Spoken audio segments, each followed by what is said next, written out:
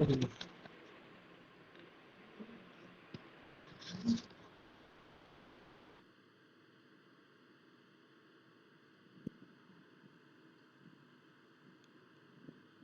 Question number 2,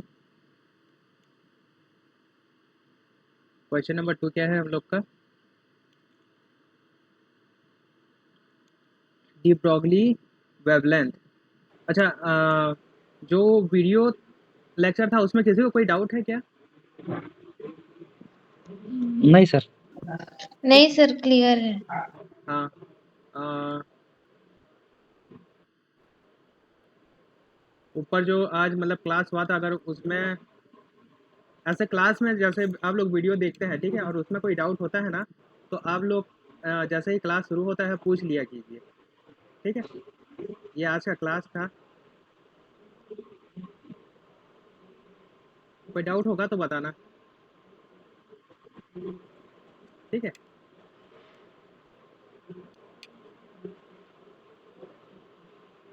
ये question है, देखो, the Broglie wavelength of an electron, एक इलेक्ट्रॉन जिसे पोटेंशियल डिफरेंस v से क्या किया गया है, त्वरित किया गया है, एक्सेलरेट किया गया है, ठीक है। तो इसके लिए डी ब्रॉगली वेवलेंथ क्या होता है? 150 upon v, under root 150 upon v। ठीक है, ऑप्शन है। ऑप्शन ए हो जाएगा, ठीक है। लेकिन यहाँ पे एक चीज याद रखना कि जो पोटेंशियल है वो किस में दिया होना चाहिए? एंगस्ट्रॉम में। इलेक्ट्रॉन वोल्ट में, अच्छा, इलेक्ट्रॉन वोल्ट में दिया होना इलेक्ट्रॉन चाहिए, वोल्ट में। हाँ ठीक है। ये जो फॉर्मूला है ये ऐसा है, 150 अपॉन वोल्टेज, ठीक है। लेकिन ये जो वोल्टेज है वो इलेक्ट्रॉन वोल्ट में दिया होना चाहिए। इससे रिलेटेड न्यूमेरिकल सॉल्व करेंगे ना, तब ये डिफरेंस समझ में आएगा, ठीक है। और ये आर्मस्ट्रॉम में होना चाहिए, ये होता है, ठीक है। ये 2h/2me किसके लिए होता है? अगर काइनेटिक एनर्जी के दिया हुआ हो, ठीक है, ई यहाँ पे के दिया हुआ। ठीक है, उसके लिए है। और ये 3m/kT होता है, ठीक है, किसके लिए? अगर थर्मल इक्विवेलेंस में है, ठीक है। ये हाँ थर्मल इक्विवेलेंस में है, तब ये जो है काइनेटिक एनर्जी जो है वो 3/2 होता है, ठीक है। तो डी ब्रॉगली का ना ये फॉर्मूला याद रखना, प्रीवियस ईयर में ये पूछ भी चुका है। उसके बाद नेक्स्ट क्वेश्चन देखो, which of the following is an indication of quantum mechanics, इसमें से कौन सा है जो क्वांटम मैकेनिक्स को इंडिकेट करता है, ठीक है। Even stationary particle have wave behaviour, only moving particle have wave behaviour, only charge particle have wave nature, none of the above. कौन सा हो सकता है? I think A, stationary particle है और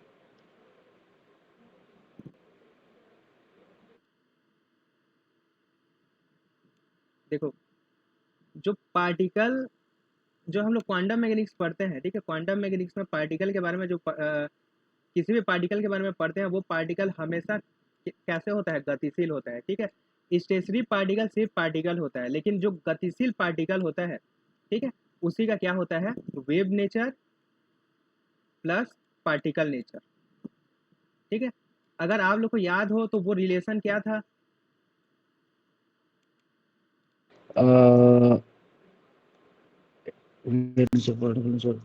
डी ब्रॉगली का रिलेशन क्या है? De Broglie lambda equal to अच्छा, lambda is equal to h upon p। h/p, ठीक है, ये डी ब्रॉगली रिलेशन है। ये जो है तरंग दैर्ध्य और मोमेंटम में संबंध बताता है। और मोमेंटम क्या होता है? mv। मोमेंटम तो तभी होगा ना जब उसका वेलोसिटी होगा। तो वेव नेचर हमेशा वो पार्टिकल यस दिखाएंगे सर। जिनकी वेलोसिटी होगी, ठीक है, जो गतिशील होंगे। कभी भी स्थिर पार्टिकल जो है वो वेव नेचर नहीं दिखाएगा, ठीक है। से यस सर, यस। हाँ, ठीक है, तो इसका ऑप्शन क्या हो जाएगा? Option B B. आ जाएगा, ठीक है। Only moving particle have wave nature, ठीक है, जो मूविंग पार्टिकल्स होंगे वही जो है वो वेव नेचर शो करेंगे, ठीक है। इसका चार्ज से कोई लेना देना नहीं होता, मास होना चाहिए और वो जो है मोशन करना चाहिए, एम भी, ठीक है, मास होना चाहिए और उसमें वेलोसिटी होनी चाहिए, तब वो वेव नेचर शो करेंगे। या उनका वेल डिफाइंड, और जिनका मास नहीं है उनका मोमेंटम होना चाहिए। जैसे कि हम लोग पार्टिकल है, न्यूट्रिनो है, उसका एक वेल डिफाइंड मोमेंटम होना चाहिए। ठीक है। जो लाइट का फोटोन है, हम लोग का फोटोन का भी मास 0 होता है, लेकिन इसका एक वेल डिफाइंड मोमेंटम होता है। ठीक है, तो ये चीज़ें जो है वो होनी चाहिए। नेक्स्ट क्वेश्चन देखो, a wave packet corresponding with a moving particle. ठीक है, एक वेव पैकेट जो कि एक पार्टिकल से संबंधित है, उसके बारे में क्या सही है। देखो, has the same speed as the particle, has the same size as the particle, has the velocity of light, consist of electromagnetic wave.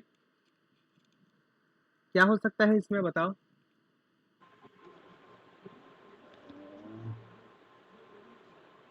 D हो सकता है क्या। देखो, जब भी समझ में ना आए डी ना, डी डी सब जब भी समझ में ना आए ना, सबसे पहले क्या करना, क्या नहीं हो सकता है वो सोचने का। क्या हो सकता है अगर समझ में नहीं आ यस रहा है, तो सर, क्या नहीं हो सकता वो सोचना।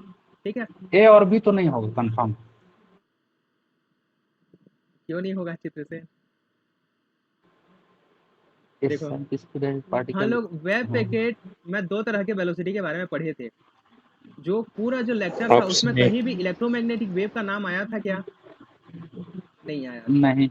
ठीक है, electromagnetic wave consist of M wave तो नहीं हो सकता। ठीक है, कहीं पे अच्छा स्पीड ऑफ लाइट का नाम नहीं आया था, लेकिन स्पीड ऑफ लाइट का नाम आना चाहिए था। खैर चलो, हाँ सेम स्पीड वहाँ हाँ यहाँ पे। सी के इक्वल्स होता है ना। हाँ, यहाँ पे दो चीज़ों के बारे में पढ़े थे हम लोग। एक कौन सा वेलोसिटी था, ग्रुप वेलोसिटी। ठीक है, और एक क्या था, face velocity. Face velocity. Face velocity.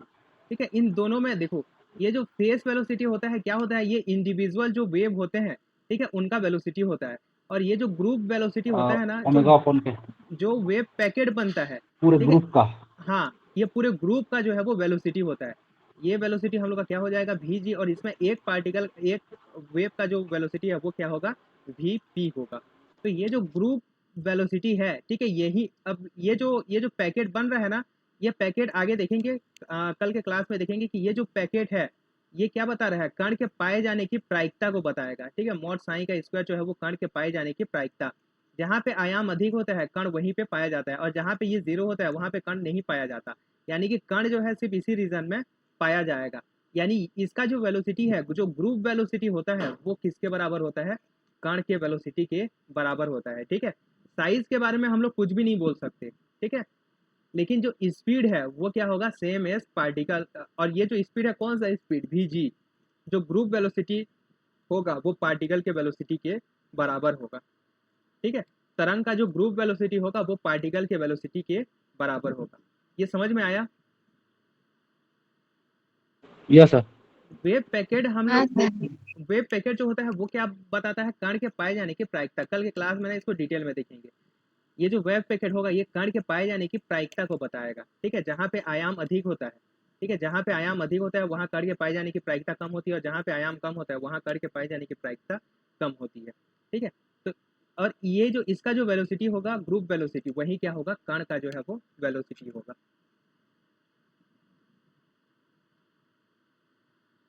उसके बाद पांचवा देखो, in Compton effect the change in wavelength of light depends on. जो चेंज इन वेवलेंथ होता है डेल लैम्डा, जिसे हम लोग कॉम्पटन शिफ्ट बोलते हैं, किस पे डिपेंड करता है, टारगेट मटेरियल पे, स्कैटरिंग एंगल पे, initial wavelength of light, non of the above. क्या होगा, scattering angle. Scattering angle theta पे जो है वो डिपेंड करता है। ठीक है, डेल लैम्डा का वैल्यू क्या होता है, H upon M zero upon C M E C into 1 - cos theta. 1 minus cos theta. ठीक है, तो ये थीटा पे जो है वो डिपेंड करता है, ये याद रखेंगे। नेक्स्ट क्वेश्चन देखो, the electron orbit in a ground state hydrogen atom is the circumference equal to. अच्छा, कल ना मतलब ये लेक्चर में ना एक चीज जो है वो मिस हो गया था।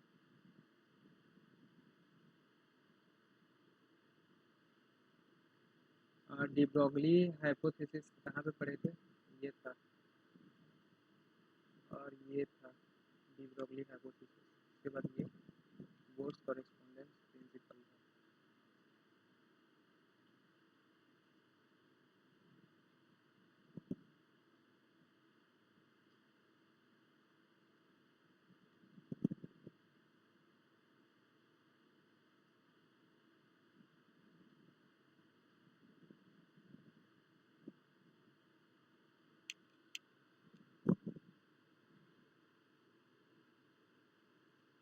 यहाँ पे ना एक इम्पोर्टेंट चीज़ जो है वो नोट कर लो। ये हम लोग का टॉपिक है consequences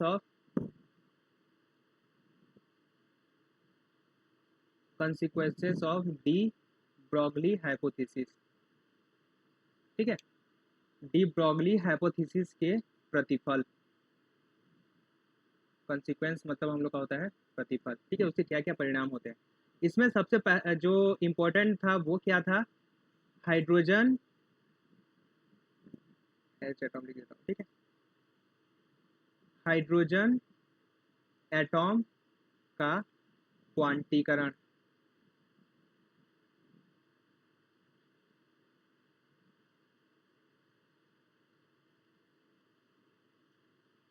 quantization of hydrogen atom, या हाइड्रोजन एटॉम का जो एनर्जी लेवल था उसका क्वांटाइजेशन किसके द्वारा किया गया था, डी ब्रॉगली के हाइपोथेसिस द्वारा किया गया था। ठीक है, और इसमें क्या माना गया था कि जो हाइड्रोजन एटॉम, देखो अब हम लोगों ने क्या पढ़ा कि जो पार्टिकल होता है वो किसके जैसा बिहेव करता है, एक वेव की तरह जो है वो बिहेव करता है। ठीक है, और एक वेव हमेशा कंप्लीट होता है। ठीक है, जैसे ये एक वेव है, ये इसे हम लोग इसका एक चक्र बोलते हैं। ठीक है, और वेव हमेशा एक चक्र में होता है। ऐसा नहीं होगा वेव कि ये क्या बोलते हैं यहाँ से निकला और यहाँ पे खत्म हो गया, ऐसा कभी भी वेव जो है वो नहीं होगा। वेव हमेशा ऐसा बनता है जो एक चक्र में हो। ठीक है, या तो ये एक चक्र हो, या दूसरा चक्र शुरू करता है तो दूसरा चक्र भी पूरा करेगा, और फिर शुरू करता है तो ये तीसरा चक्र भी। चक्र जो है हमेशा कंप्लीट होना चाहिए। एक श्रृंग बनेगा, एक गर्त बनेगा। ठीक है, ये जो है पूरा इसका एक साइकिल, जैसे हम लोग का एक सर्कल बनता है ना, ये पूरा जब मिलेगा इस बिंदु से शुरू होकर इस बिंदु तक आएगा तभी ये सर्कल होता है। ऐसे ही वेव क्या होता है, ये जीरो से शुरू होता है। ठीक है, पॉजिटिव होता है, नेगेटिव होता है और फिर जीरो में आता है, तो ये इसका एक सर्कल होता है। और ये जो दूरी होता है इसी को हम लोग क्या बोलते हैं, वेवलेंथ बोलते हैं। ठीक है, ये जो दूरी तय करता है इसी को हम लोग क्या बोलते हैं, वेवलेंथ बोलते हैं। ये हम लोग का एक वेवलेंथ हो गया, ये दो वेवलेंथ हो गया, ये तीन वेवलेंथ हो गया। ठीक है, इसका दूरी अगर यहाँ से यहाँ तक देखें तो इसका जो दूरी है वो 3 लैम्डा हो जाएगा। तो देखो वेव हमेशा जो है वो कंप्लीट रहेगा। ठीक है, इसीलिए क्या होता है, अब क्योंकि इलेक्ट्रॉन जो है वो एक वेव की तरह बिहेव करता है। ठीक है, यहाँ पे ये हम लोग का एटॉम है और यहाँ पे जो है ये इलेक्ट्रॉन मोशन कर रहा है, तो ये इलेक्ट्रॉन ऐसा वेव बनाएगा, मतलब यहाँ पे जो इसका मोशन होगा वो इस तरह से होगा कि ये जो है एक वेव जो है वो यहाँ पे कंप्लीट करे। ठीक है, इसका डायग्राम सही से नहीं बना, कल के क्लास में इसको और डिटेल में देखेंगे। ये जो है अपना वेव जो है वो क्या करता है, कंप्लीट करता है। ठीक है, ये वेव जो है हमेशा क्या होगा, कंप्लीट होगा।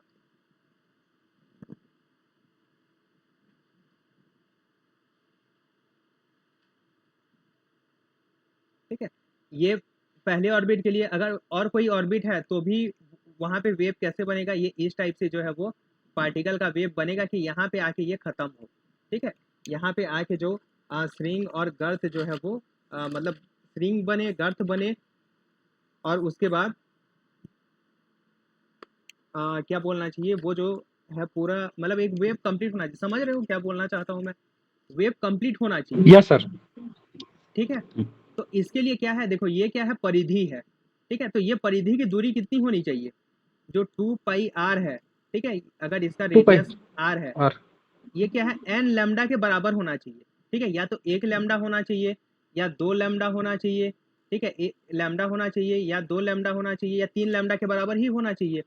ठीक है, तो इसीलिए जब इलेक्ट्रॉन का क्वांटाइजेशन किया गया तब इस कॉन्सेप्ट का यूज किया गया था। ठीक है, कि जो वेव होता है वो कंप्लीट होता है, इसीलिए वो किसी भी पथ पे नहीं घूमेगा, ये इस पथ में घूमेगा कोई गारंटी नहीं है। ठीक है, इस पथ में घूमेगा कोई गारंटी नहीं है। यहाँ पे अगर वेव कंप्लीट हो रहा है इस पथ के लिए तब ये इस पथ में घूमेगा, अगर यहाँ पे वेव कंप्लीट नहीं हो रहा है तो इस पथ में जो है वो नहीं घूमेगा। इसीलिए जो इलेक्ट्रॉन है वो उसी पथ में, उसी ऑर्बिट में घूमता है जहाँ पे ये क्या करता है, अपना जो पूरा पथ है उसको कंप्लीट करता है, यानी वेव को कंप्लीट करता है, उन्हीं ऑर्बिट में जो है वो घूमता है। तो हाइड्रोजन एटॉम का जो क्वांटीकरण हुआ था वो किसके कारण हुआ था, डी ब्रॉगली हाइपोथेसिस के कारण हुआ था। ठीक है, तो यहाँ पे जो इसके अकॉर्डिंग जो सबसे पहला जो रेडियस होता है, हाइड्रोजन एटॉम के लिए पहला ऑर्बिट होता है, इसका जो रेडियस होता है, ठीक है, मतलब इसका जो परिधि होगा 2 पाई आर सर्कमफेरेंस जिसे हम लोग बोलते हैं, जो परिधि है वो लैम्डा के बराबर होगा, एक तरंग दैर्ध्य के बराबर होगा। ये कॉन्सेप्ट समझ में आया। Yes sir. ठीक है। जैसे हम लोग आगे की क्लासेस में ना, ये एक हो गया हाइड्रोजन एटम का क्वांटीकरण, ये एक कॉन्सिक्वेंस था डी ब्रॉगली हाइपोथेसिस का, और इसका एक कॉन्सिक्वेंस था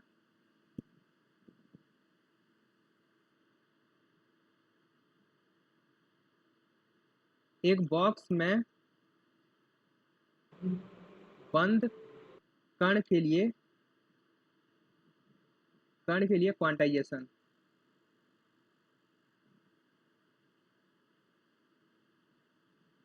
क्वांटीकरण।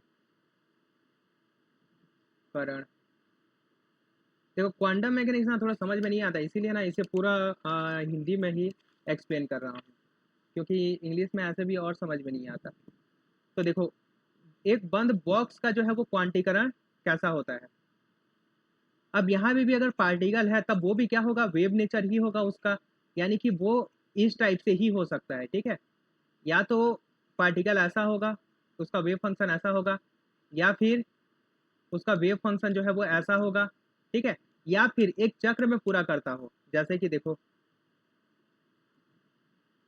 ये यहाँ से जाएगा, यहाँ से जाएगा, यहाँ ऐसे किया, ठीक है, यहाँ से ऐसे आएगा, यहाँ से ऐसे आएगा, ये भी एक चक्र जो है वो पूरा होता है।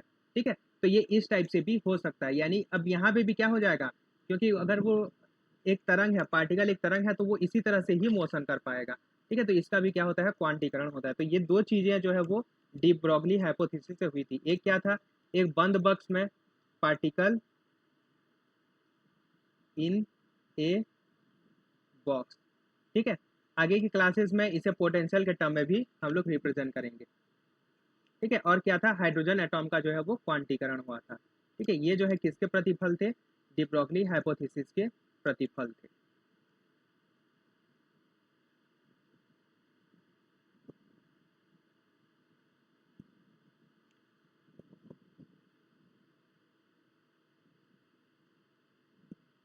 अब यहाँ पे देखो ऑप्शन, ये क्वेश्चन नंबर 6वां पढ़ो। The electron orbit in a ground state of hydrogen atom is in circumference equal to, इसका जो सरकमफेरेंस है किसके लिए, ग्राउंड स्टेट के लिए, इसका जो सरकमफेरेंस है वो क्या होगा, 1 डी ब्रॉगली वेवलेंथ के 1 डी बराबर होगा। Broglie wavelength. ठीक है, 1 डी ब्रॉगली के वेवलेंथ के बराबर होगा। ठीक है, ये सेट में ना इसी टाइप के कॉन्सेप्ट बेस ना क्वेश्चन पूछे जाते हैं। जो सरकमफेरेंस होता है वो हमेशा याद रखना, सरकमफेरेंस, या इसे हम लोग क्या बोलते हैं, परिधि। जिस भी पथ में इलेक्ट्रॉन मोशन करेगा उसके लिए जो परिधि है वो हमेशा क्या होना चाहिए, एन लैम्डा होना चाहिए। ठीक है, जो भी उससे रिलेटेड जो डी ब्रॉगली तरंग है, ठीक है, उस तरंग दैर्ध्य का इंटीग्रल मल्टीपल होना चाहिए। ठीक है, नेक्स्ट क्वेश्चन देखो, 0 point energy of harmonic oscillator. चलो ठीक है, 0 point energy of harmonic oscillator, इसके बारे में भी एक्चुअली मैं नहीं बता पाया था। बी ऑप्शन होना चाहिए सर। हाँ, बी ऑप्शन होना चाहिए। नहीं बी होगा, देखो वही बी तो बोल रहा हूँ सर, ए बी हाँ बी हाँ is equal to half H P. हाँ, हाफ एच म्यू होता है। ठीक है, देखो 0 पॉइंट एनर्जी, अच्छा ये बताओ कि ये किसका कॉन्सिक्वेंस है, किसका यूज करके हम लोग 0 पॉइंट एनर्जी याद करते हैं। H P de Broglie.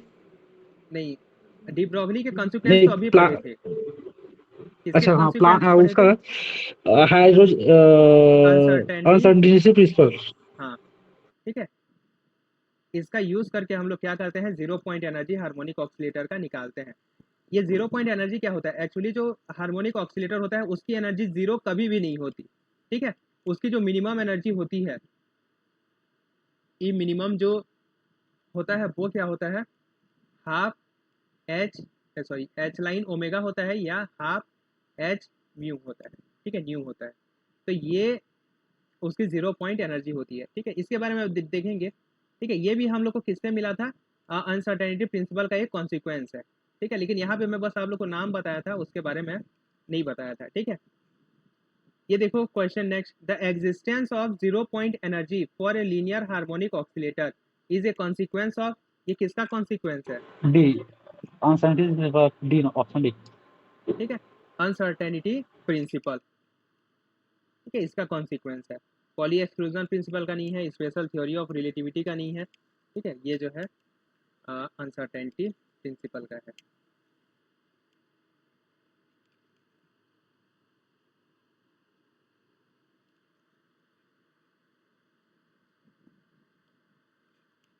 ये क्वेश्चन देखेंगे, ठीक है, ये जो है n स्क्वायर आता है, ठीक है, densest part of probability cloud occur at the radius proportional to n square.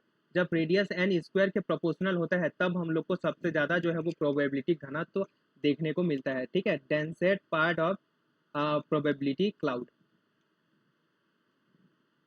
Poly exclusion principle state that, Pauli exclusion principle क्या बोलता है?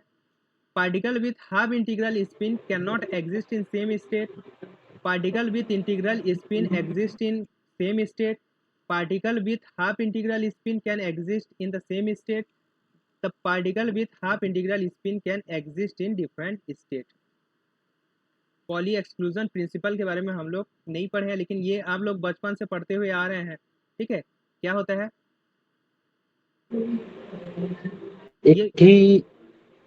ये भी ना हम लोग को क्वांटम मैकेनिक्स से ही मिलता है, ठीक है, पॉली एक्सक्लूजन क्वांटम का है। हाँ, प्रिंसिपल क्या होता है?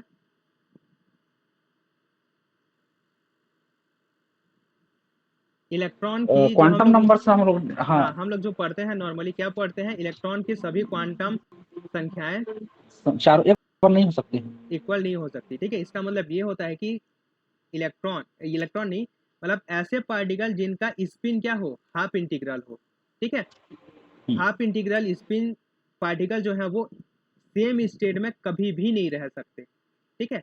ये क्या होता है हम लोग का पॉली का एक्सक्लूजन प्रिंसिपल होता है, ठीक है। याद रखना कि ये भी जो है हम लोग को क्वांटम मैकेनिक्स से ही मिलता है।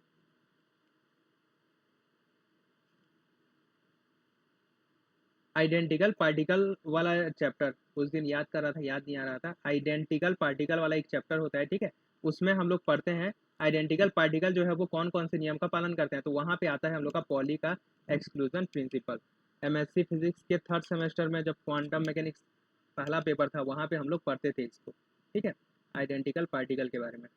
उसके बाद नेक्स्ट क्वेश्चन देखो, the uncertainty in momentum del P X is known.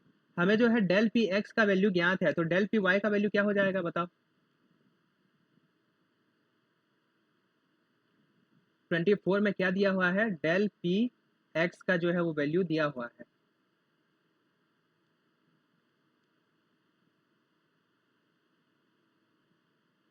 Given, ठीक है। तो डेल पी वाई का वैल्यू क्या हो जाएगा, क्या होना चाहिए इसमें ऑप्शन? इक्वल्स होना चाहिए सब पी एक्स का, मतलब डेल पी एक्स का। देखो जो अनसर्टेनिटी प्रिंसिपल अच्छा, होता है, अनसर्टेनिटी ये तो अच्छा तो इम्पॉसिबल टू से, इम्पॉसिबल टू से, ठीक है, क्यों?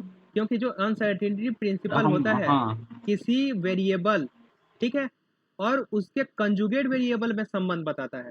जैसे ये मोमेंटम है, मोमेंटम का जो कंजुगेट वेरिएबल है वो क्या है, हाँ, सॉरी ये पोजीशन है, पोजीशन का कंजुगेट क्या होगा, मोमेंटम होगा, ठीक है। तो ये मोमेंटम और पोजीशन में ही संबंध बताएगा, ठीक है, ये दो मोमेंटम में संबंध कभी भी नहीं बताएगा, ठीक है।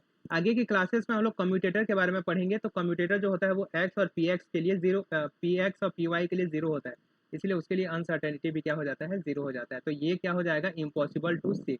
अगर del P del P X दिया है तो हम लोग डेल पी वाई के बारे में कुछ भी नहीं बोल सकते।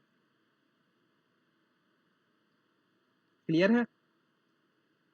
Yes sir.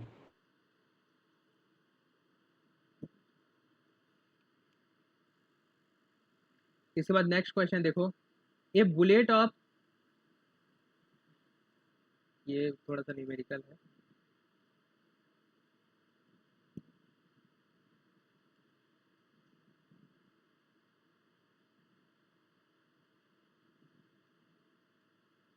देखो इसका सॉल्यूशन।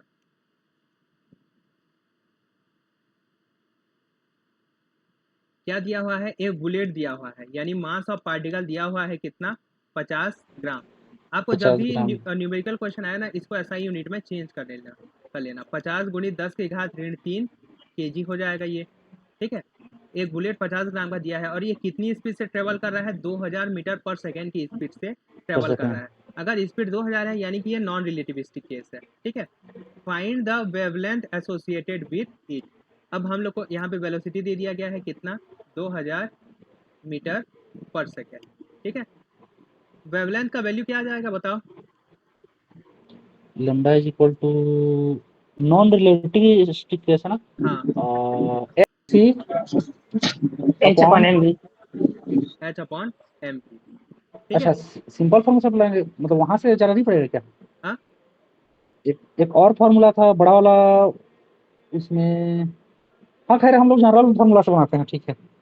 नहीं यही फॉर्मूला होगा, ठीक है। लैम्डा इक्वल टू क्या हो जाएगा, लैम्डा इक्वल टू क्या होता है, H H by upon P M. होता है, ठीक है। मैं आप लोग को बताया सबसे हाँ पहला केस, सबसे पहला फॉर्मूला, हाँ ठीक हाँ है। मोमेंट। पी हाँ इक्वल टू हाँ क्या लिखे थे, एम भी लिखे थे।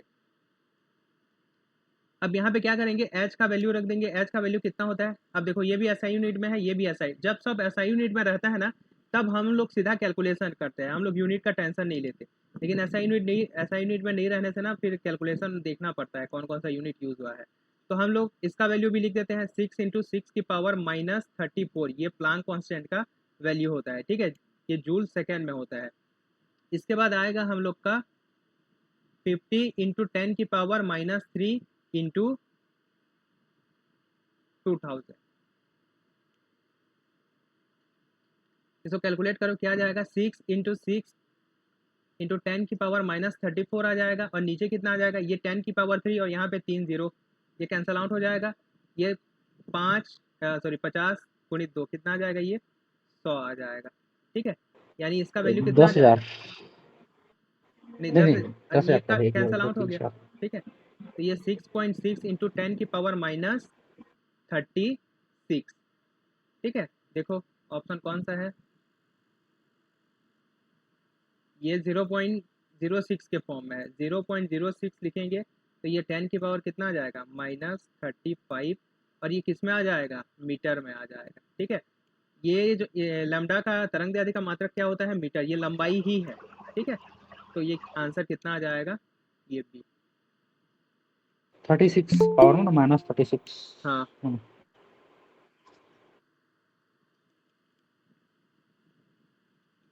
ये क्वेश्चन समझ में आया, यस सर। ठीक है। हाँ सर।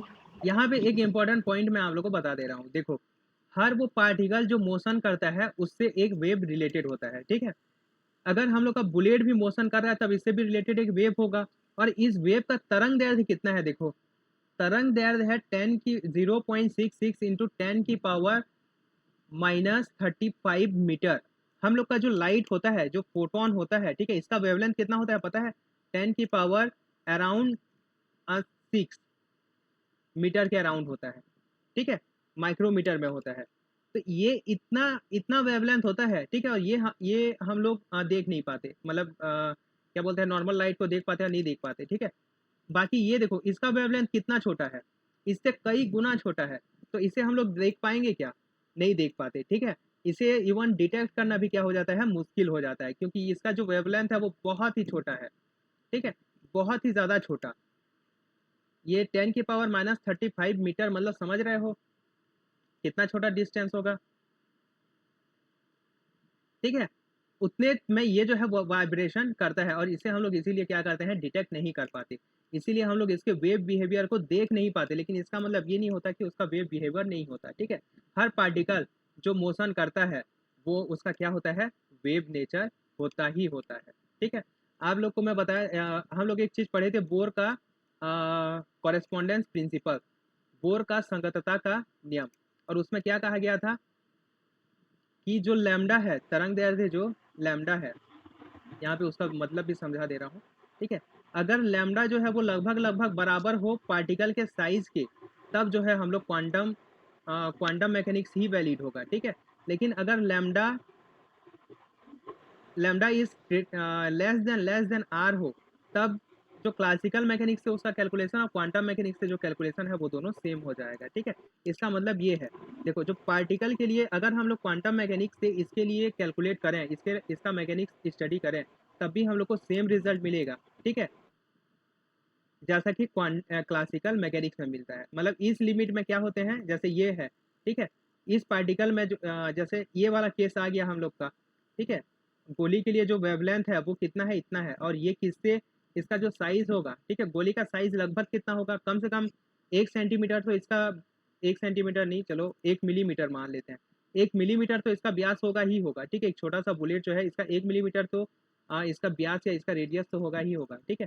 तो ये कितना छोटा होता है इसका वेवलेंथ, ठीक है, इसीलिए हम लोग इसको क्या करते हैं, जनरली क्लासिकल मैकेनिक्स से ही ट्रीट करते हैं, क्योंकि इस केस में क्लासिकल और क्वांटम के जो रिजल्ट हैं वो सेम हो जाते हैं, ठीक है। ये होता है डी ब्रोगली का कॉरेस्पॉन्डेंस प्रिंसिपल। क्लियर है ये? Yes sir. Yes sir. और क्वेश्चन था, कहाँ चला गया?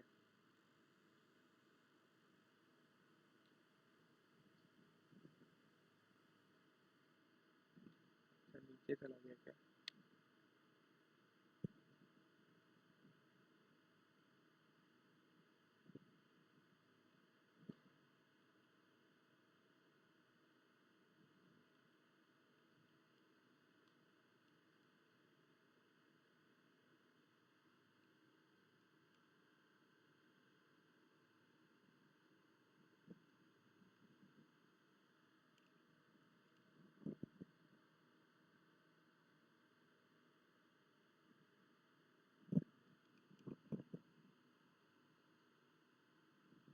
यहाँ पे देखो ये क्वेश्चन,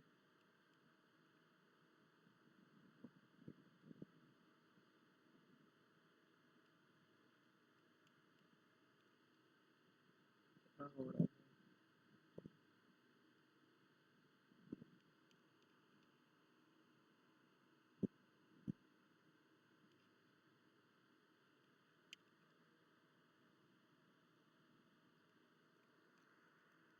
क्वेश्चन नंबर 7 देखो,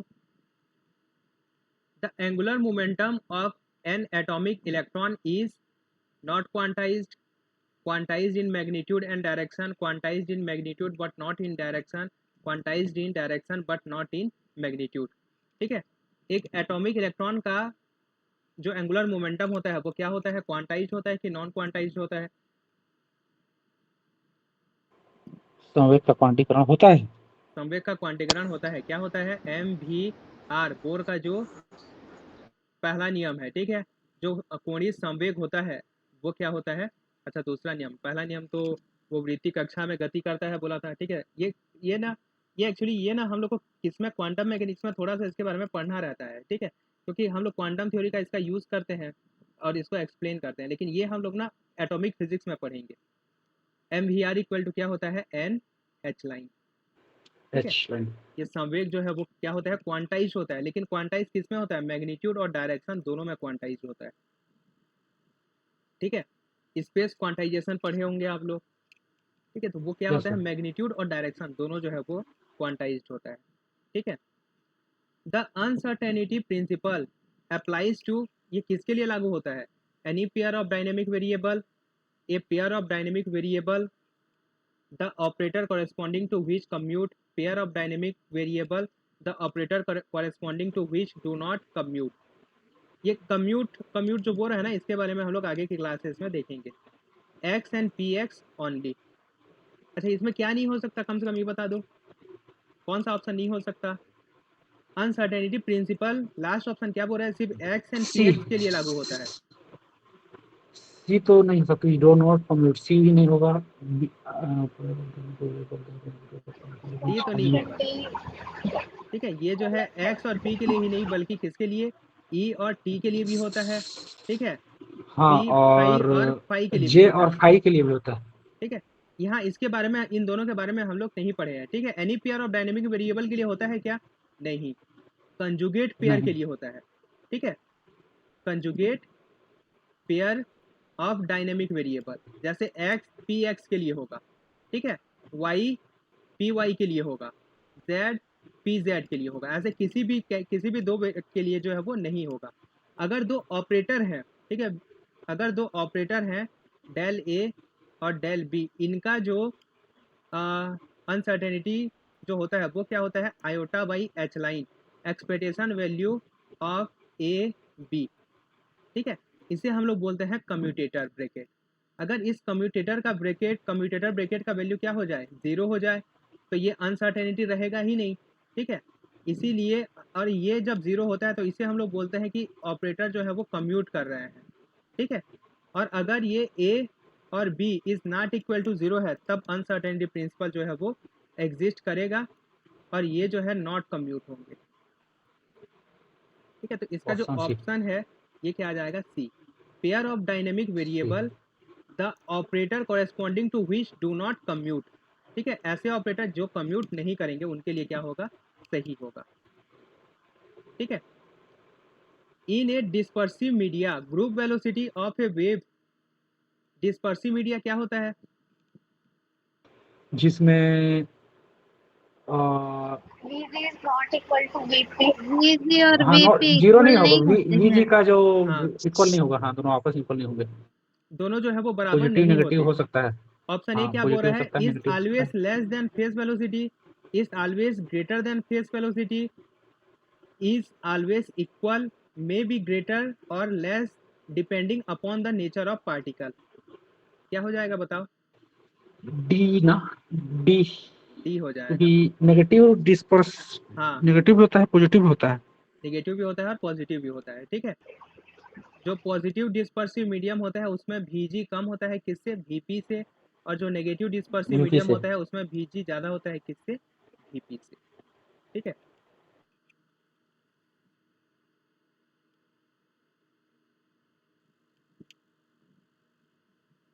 ये जो है आपका आरपी गोयल के बुक के ना कुछ क्वेश्चंस हैं, ये भी अच्छे अच्छे क्वेश्चन हैं, ठीक है, इनको देख लेते हैं। ये क्लियर दिख रहा है कि नहीं दिख रहा,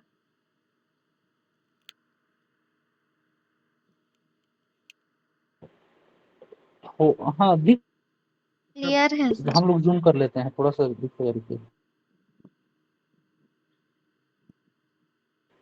हाँ दिख रहा है।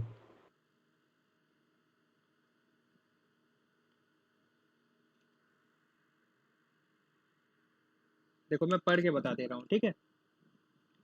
क्वेश्चन नंबर 3 देखो, एक प्रोटॉन तथा एक अल्फा कण, एक प्रोटॉन पी तथा एक अल्फा कण की डी ब्रॉगली तरंग दैर्ध्य समान है, इनके लिए जो डी ब्रॉगली तरंग दैर्ध्य है, ठीक है, लैम्डा का वैल्यू क्या है, समान है, वो बोल रहा है, ठीक है।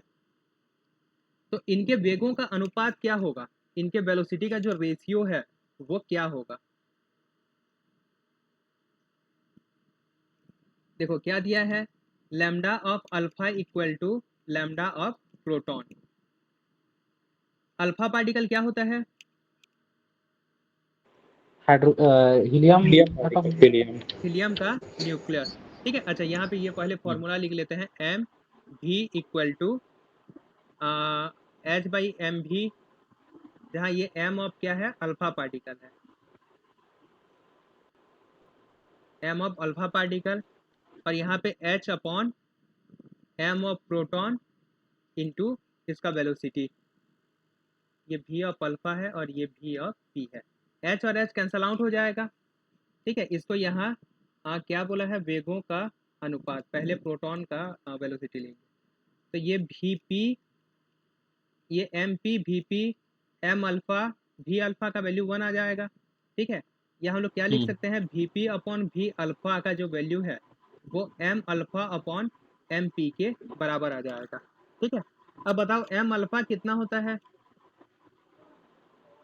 मास मास ऑफ प्रोटॉन के टर्म में बताओ, 4 4 इंटू मास ऑफ प्रोटॉन हो जाएगा, ठीक है। प्रोटॉन। हाँ मास ऑफ प्रोटॉन का 4 गुना, क्योंकि यहाँ तो पे 2 प्रोटॉन और तो 2 न्यूट्रॉन ऑप्शन, होते हैं, हाँ तो ऑप्शन खा हो जाएगा सर, 4 अनुपात 1।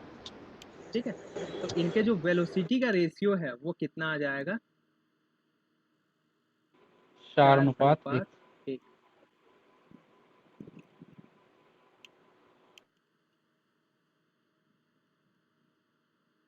ठीक है। यहाँ पे देखो यहाँ पे जो है वो 1:4 भी दिया हुआ है, पहले प्रोटॉन दिया है उसके बाद अल्फा कण दिया हुआ है, ठीक है, यानी कि हम लोग को भी प्रोटॉन अनुपात भी अल्फा कण निकालना है, ठीक है, तो इसका ऑप्शन क्या हो जाएगा, हाँ हो जाएगा 4 अनुपात क्या बोलते हैं 1 हो जाएगा। उसके बाद यहाँ पे देखो 19.6 किलो वाट विभवांतर पर त्वरित इलेक्ट्रॉन की डी ब्रॉगली तरंग दैर्ध्य कितनी होगी, ये आप लोग कैलकुलेट करेंगे, ठीक है। यहाँ पे क्या दे दिया गया है, यहाँ पे पोटेंशियल का जो है वो वैल्यू दे दिया गया है, लेकिन ये याद रखेंगे कि पोटेंशियल जो है वो किलो वाट में दिया गया है, ठीक है, इसको इलेक्ट्रॉन वोल्ट में जो है किलो वोल्ट में दिया गया है, इसको इलेक्ट्रॉन वोल्ट में चेंज करेंगे, ठीक है, वोल्ट है वाट नहीं है। और इसके लिए कौन सा फॉर्मूला यूज करेंगे, 150 अपॉन पोटेंशियल, लेकिन इलेक्ट्रॉन वोल्ट में, पोटेंशियल और बटे ये जो है आंसर आएगा हम लोग का आर्मस्ट्रॉन्ग में आएगा।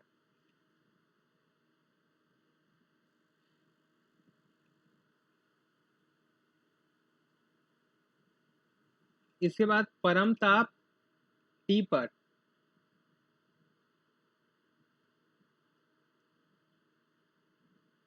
परम ताप T पर न्यूट्रॉन से संबंधित डी ब्रॉगली तरंग दैर्ध्य कितना होगा,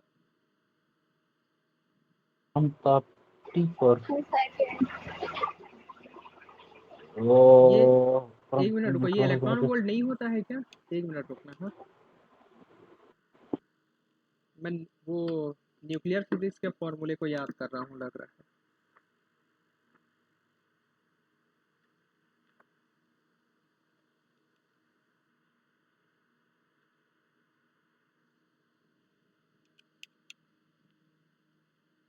नेक्स्ट क्वेश्चन पढ़ते रहो, कौन सा होगा 5वां क्वेश्चन,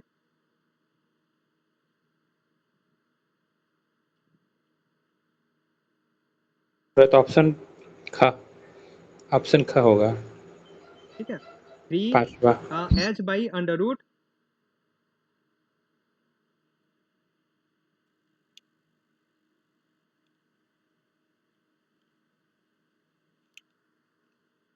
ये खा हो जाएगा, ठीक है। नेक्स्ट क्वेश्चन देखो, नेक्स्ट क्वेश्चन क्या होगा, 6वां,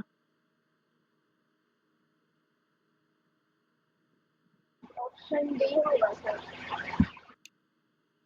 ग्रुप हाँ, वेलोसिटी क्या हो ऑप्शन जाएगा, हाँ option D, option D. Omega बटे डी पे।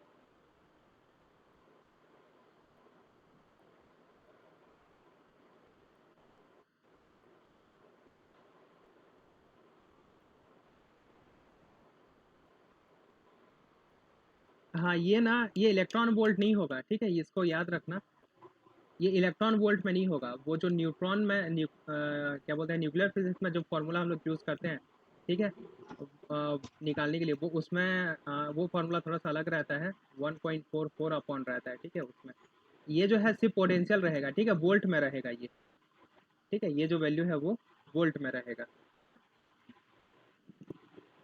वो उसमें भी करेक्शन कर देना, तो ये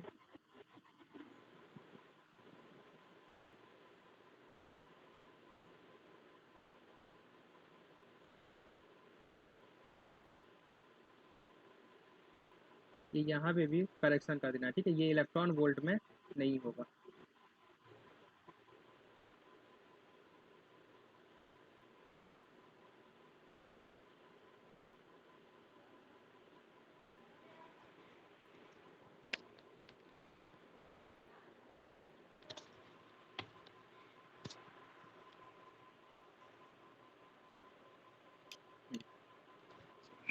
क्वेश्चन नंबर 6 कौन सा हो जाएगा, घ हो जाएगा इसका।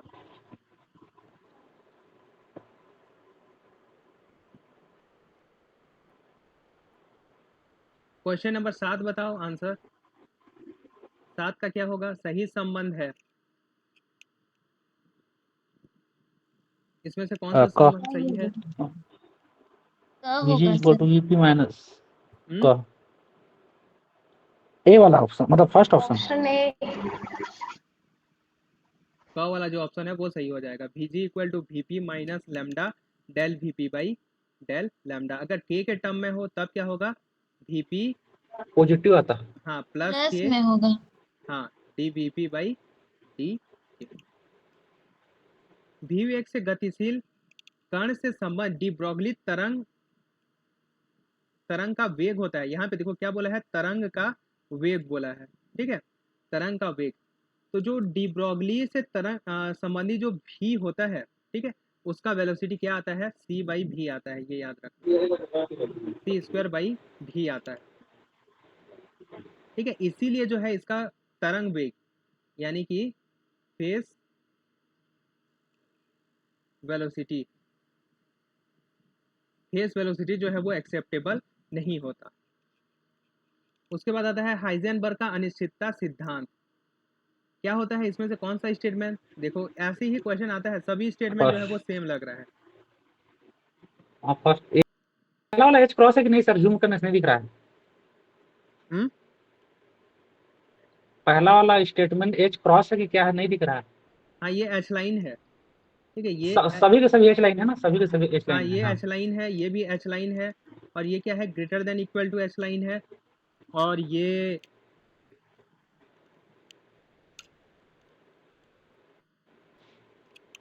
हम लोग का लगभग equal to H line by 2 pi है, हम लोग ग को ले, और ये H line by 2 pi M है। अच्छा यहाँ पे एम आ गया तो ये ऑप्शन हो सकता है क्या, नहीं होगा। नहीं मास आ गया ना।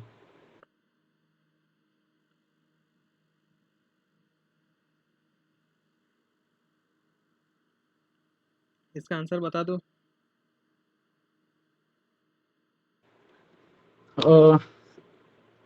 यहाँ पर एच लाइन अपॉन 2 पाई आ जा रहा है, तो कई बार हम लोग एच लाइन के बराबर होता है सर। ये भी नहीं हो पाएगा, ठीक है, एच लाइन बाई 2 पाई नहीं हो भी पाएगा। नहीं होगा, ठीक है। मैं 2 स्टेटमेंट बताया था, ठीक है, लगभग हाँ एच लाइन के बराबर होता है। लगभग जो है वो एच लाइन की कोटि का होता है। अगर इक्वल टू वाला साइन है तब यहाँ पे क्या होगा, एच लाइन होगा, ठीक है। अगर ग्रेटर देन इक्वल टू का साइन है तब क्या होगा, एच लाइन बाई 2। अच्छा यहाँ पे देखो अच्छे से लिख दे रहा हूँ, छोटा छोटा डिफरेंस है लेकिन ये समझने वाली बात है। डेल एक्स और डेल पी जो है वो लगभग एच लाइन की कोटि का होगा। इसका पहला स्टेटमेंट क्या होता है कि स्थिति में अनिश्चितता और जो संवेग में अनिश्चितता है वो एच लाइन की कोटि का होता है, ठीक है। ये स्टेटमेंट ये उसका स्टेटमेंट है कि स्थिति में अनिश्चितता और संवेग में अनिश्चितता जो है वो एच लाइन की कोटि का होता है। लेकिन इसका दूसरा स्टेटमेंट क्या है, डेल एक्स डेल पी। यहाँ पे ये स्टेटमेंट बोलता है कि स्थिति में अनिश्चितता और संवेग में अनिश्चितता का गुणनफल कभी भी एच लाइन बाई 2 से कम नहीं होगा, ठीक है, एच लाइन बाई 2 से कभी भी क्या होगा, कम नहीं होगा। और ये जो मिनिमम वैल्यू आता है del X del P equal to H line by 2, ये किसके लिए आता है, सिंपल हार्मोनिक ऑक्सीलेटर के लिए आता है, ठीक है, सरल आवर्ती दोलित्र के लिए आता है। ये दोनों में डिफरेंस समझ में आया,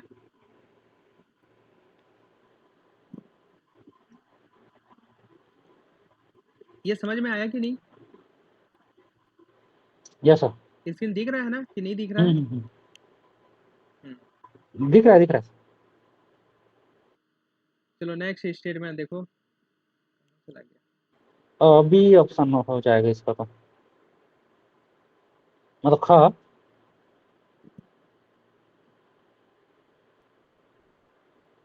हाइजेनबर्ग के अनिश्चितता सिद्धांत के अनुसार क्या हो जाएगा, डेल एक्स डेल पी लगभग एच।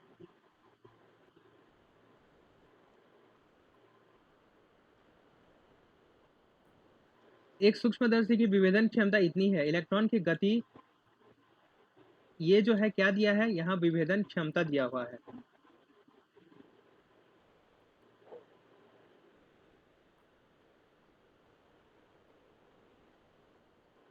एक सूक्ष्मदर्शी की विभेदन क्षमता जो है इतना मीटर दिया हुआ है। यानी कि ये क्या है, अनसर्टेनिटी इन एक्स जो है वो दिया हुआ है, ठीक है। इससे इलेक्ट्रॉन की गति, गतिमान इलेक्ट्रॉन को देखा जा सकता है। इलेक्ट्रॉन की स्थिति की अधिकतम अनिश्चितता। अच्छा, ये जो है सूक्ष्मदर्शी की विभेदन क्षमता से इसका वो निकालना पड़ेगा। ये क्वेश्चन छोड़ो, ये थोड़ा लॉन्ग क्वेश्चन हो जाएगा।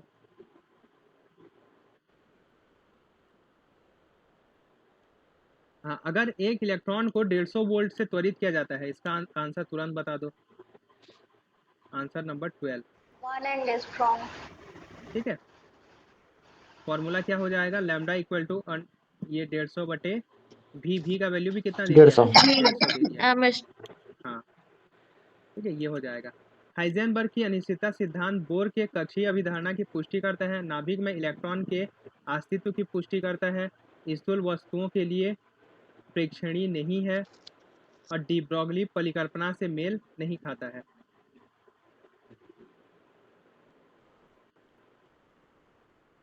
ख नाभिक में इलेक्ट्रॉन के अस्तित्व की पुष्टि इलेक्ट्रॉन क्या होगा के शायद। न होने की पुष्टि करता है। ना होने की होना चाहिए ना, नाभिक में इलेक्ट्रॉन कहाँ से आ जाएगा? हाँ, ये मतलब नाभिक में इलेक्ट्रॉन के न होने की पुष्टि करता है। ठीक है, हाइजेनबर्ग का जो अनिश्चितता सिद्धांत है, न होने की, इलेक्ट्रॉन जो है वो नाभिक में नहीं पाया जाता, इसकी पुष्टि करता है। ये बोर के कक्षीय अभिधारणा की भी पुष्टि करता है। एक और लेना चाहिए, मैं भी उसे वही सोच रहा था, एक और लेना चाहिए क्योंकि हाँ,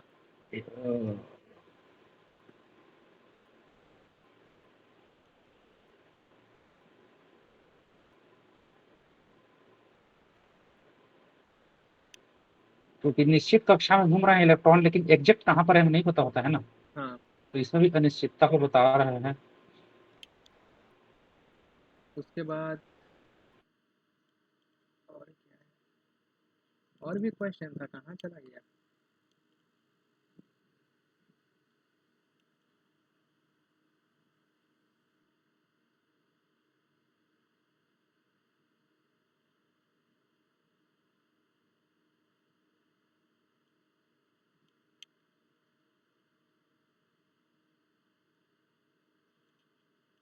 यहाँ पे देखो कुछ न्यूमेरिकल क्वेश्चन जो है वो दिए गए हैं, इन्हें आप लोग बना के देखना। यहाँ पे जो है ये इसका वेलोसिटी दिया हुआ है, इसका द्रव्यमान दिया गया है, इसके लिए तरंग दैर्ध्य निकालेंगे। ठीक है, ये जो क्वेश्चन सॉल्व किए थे उसी टाइप का क्वेश्चन है। ठीक है, ये यहाँ पे जो है वो वोल्टेज दिया गया है।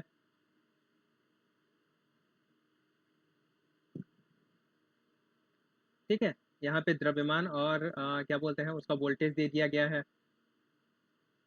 ये जो है गतिज ऊर्जा दे दिया गया है, गतिज ऊर्जा वाला सूत्र है। ये क्या है? ऊष्मीय साम्यावस्था में है, ये 200 मतलब 27 डिग्री सेंटीग्रेड पर जो है वो ऊष्मीय साम्यावस्था में है। तो इसके लिए डी ब्रॉगली तरंग दैर्ध्य क्या होगा? ये इस टाइप के क्वेश्चन ना आप लोग प्रैक्टिस करके देखेंगे। ये नीचे वाला कट गया है क्या? एक इलेक्ट्रॉन तथा प्रोटॉन से संबंधित तरंग दैर्ध्य, ये जो अभी प्रैक्टिस कर रहे थे। ठीक है, इसमें क्या है कि डी ब्रॉगली का जो तरंग दैर्ध्य है वो समान दिया है, तो इसके संवेगों का अनुपात क्या होगा?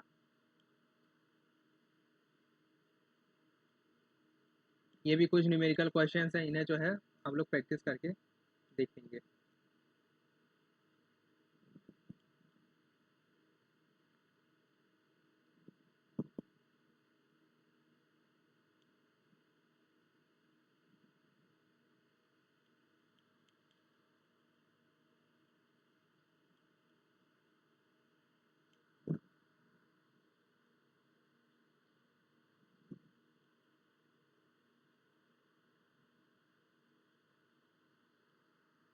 इसमें कुछ क्वेश्चन कहाँ से आ गया?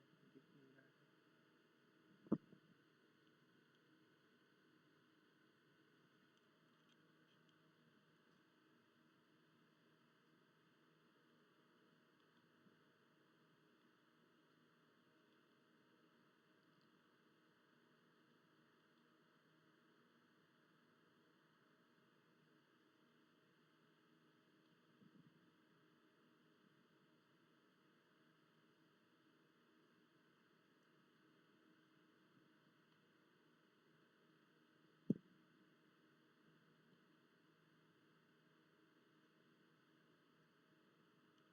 ये फोटो इलेक्ट्रिक इफेक्ट से रिलेटेड क्वेश्चन था, वो दिख नहीं रहा है, कहाँ चला गया? ऊपर चला गया क्या? ये फोटो इलेक्ट्रिक इफेक्ट से ना रिलेटेड एक क्वेश्चन था, देखो यहीं पे बता दे रहा हूँ।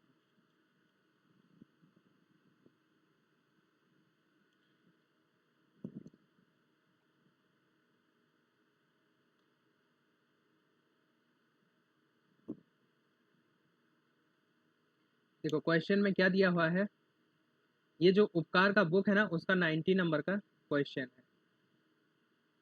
उपकार का 19वां नंबर का जो है वो क्वेश्चन है। इसमें क्या दिया हुआ है कि एक जो प्रकाश है वो आपतित हो रहा है, ठीक है, और उसके लिए जो तरंग दैर्ध्य है वो कितना है, लैम्डा 0 दिया हुआ है 2500। अच्छा रुको, जो प्रकाश आपतित हो रहा है, ठीक है, उसके लिए लैम्डा का वैल्यू कितना दिया हुआ है, 2000 आर्मस्ट्रॉन्ग।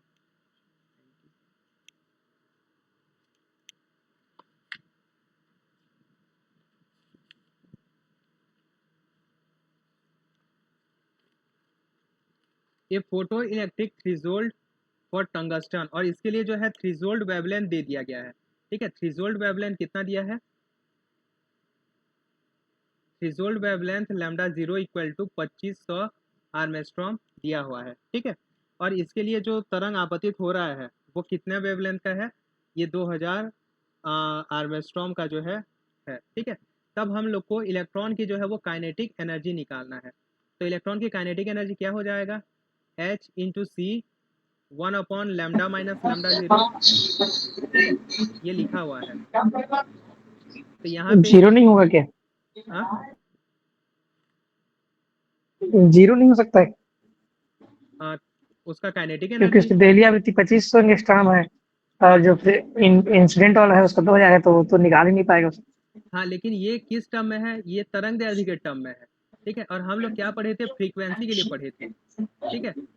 फ्रीक्वेंसी अगर ज़्यादा हो V0 से तब क्या हो जाएगा, इलेक्ट्रॉन को वो निकालेगा, ठीक है। लेकिन अगर ये फ्रीक्वेंसी क्या होता है, हम लोग का फ्रीक्वेंसी जो है वो 2 पाई लैम्डा होता है, सॉरी C बाई लैम्डा होता है, अच्छा ठीक ठीक ठीक। C बाई ये लैम्डा हो जाएगा, यानी C बाई लैम्डा 0। तो लैम्डा तरंग दैर्ध्य के केस में ये क्या हो जाएगा, उल्टा हो जाएगा, लैम्डा 0 जो है वो लैम्डा से बड़ा होगा तभी जो है वो इलेक्ट्रॉन को निकाल पाएगा। और इसीलिए यहाँ पे ये देखो 2500 दिया है। ये वाला फॉर्मूला देखो, ये वाला फॉर्मूला में क्या है, वो भी मतलब न्यू माइनस न्यू 0 आता है। अब इसमें क्या आ रहा है, 1 upon lambda minus 1 upon lambda 0 आ रहा है। तो यहाँ पे ये क्या आ जाएगा, h का वैल्यू 6.6 इंटू 10 की पावर माइनस 34 इंटू 3 इंटू 10 की पावर 8 इंटू ये 1 अपॉन क्या आ जाएगा, ये 2000 आर्मस्ट्रॉन्ग 1/1000 आ रहा है सर, 1000 1/1000 आएगा। हाँ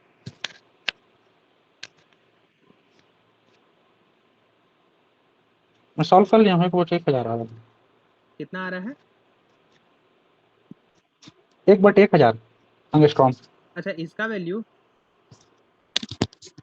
हाँ वो कोष्टक का जो सॉल्व किया हूँ 1 बाई लैम्डा और 1 बाई लैम्डा 0 का, तो 1/1000 मतलब 10 की घात ऋण 3 एंगस्ट्रॉम।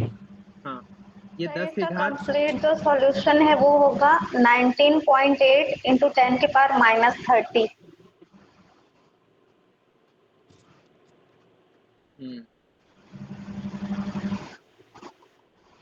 30 माइनस 30, रुको एक मिनट, हाँ चलो 30 ठीक है, ठीक है मैं कैसे? सॉल्व कर दे रहा हूँ, देखो ठीक है मैं सॉल्व कर रहा हूँ।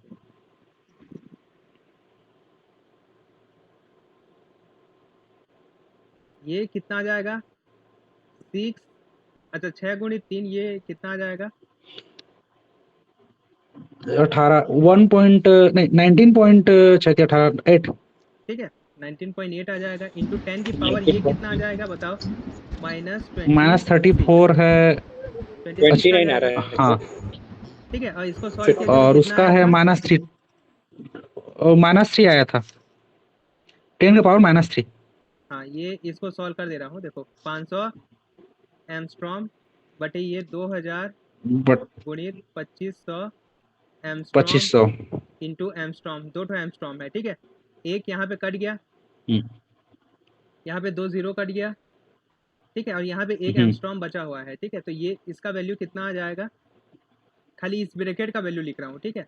यहाँ पे 5 हाँ अच्छा हाँ ये भी काट देते हैं 5 एकम और 5 या सॉरी 5 पंचे 5 × 5 तो ये आ जाएगा 1/10,000 एमस्ट्रॉम ठीक है अच्छा यानी 10,000 हाँ 1,000 कैसे आया?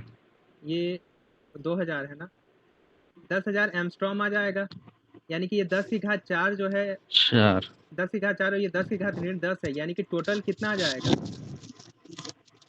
19.8 इंटू 10⁻⁻26 और ये 1/10⁻⁻6 आ जाएगा क्या -6 ठीक है और इसे अगर हम लोग सॉल्व करें तो ये क्या आ जाएगा 19.8 इंटू 10⁻⁻20 यानी कि 1.9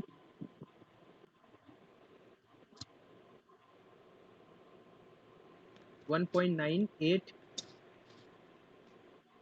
इंटू 10⁻⁻19 आ जाएगा और इसको जब इलेक्ट्रॉन आंसर जो है लिखा है हम लोग का इलेक्ट्रॉन वोल्ट में लिखा है और जब इसको इलेक्ट्रॉन वोल्ट में कन्वर्ट करेंगे इलेक्ट्रॉन वोल्ट में कन्वर्ट कैसे करते हैं ये और नीचे नहीं जाएगा क्या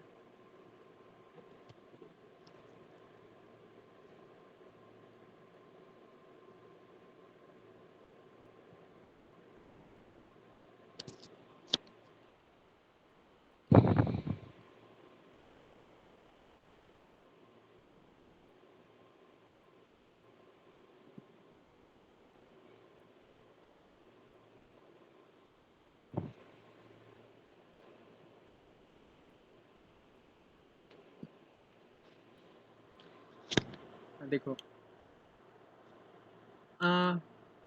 ये जो आंसर आया है ये हम लोग का जूल में आया है जूल को इलेक्ट्रॉन वोल्ट में कैसे कन्वर्ट करते हैं आता है आप लोग को जूल को इलेक्ट्रॉन वोल्ट में अगर जूल को इलेक्ट्रॉन वोल्ट में 1.6 इंटू 10⁻19 से डिवाइड करते हैं हाँ ठीक है यहाँ पे देखो यहाँ पे इलेक्ट्रॉन लिखे डिवाइड ना करते हैं यहाँ पे इलेक्ट्रॉन के चार्ज से इसको डिवाइड कर देंगे 1.6 इंटू 10⁻19 से इसको डिवाइड कर देंगे और ये जो है इलेक्ट्रॉन वोल्ट आ जाएगा क्लियर है और जब इसको सॉल्व करेंगे तो ये जो आंसर आएगा ये हम लोग का आएगा 0.125 इलेक्ट्रॉन वोल्ट ठीक है ये आप लोग 19वां क्वेश्चन देखना ये जो है ऑप्शन ए है